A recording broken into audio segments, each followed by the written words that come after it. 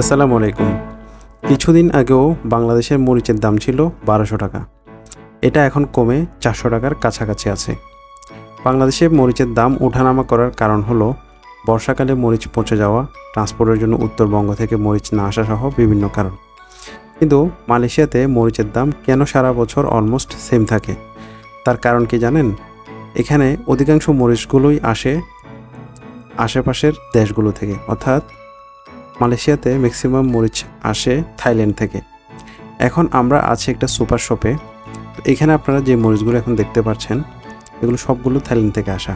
Malaysia থেকে খুব কম মরিচই চাষ হয়, কম মরিচই আসে। সবগুলো মরিচ অলমোস্ট 15 থেকে 20 রিঙ্গিতের মধ্যেই প্রতি কেজি পাওয়া যায়। তো এখন আমি দেখাবো কি মরিচ, কি ধরনের মরিচ এখানে পাওয়া যায়। তো এখানে রেড চিলি, গ্রিন চিলি সহ বাংলাদেশে যে সকল মরিচ পাওয়া যায় সবগুলো তো পাওয়া যায়। তাছাড়া অন্যান্য জাতের কিছু মরিচ পাওয়া যায়।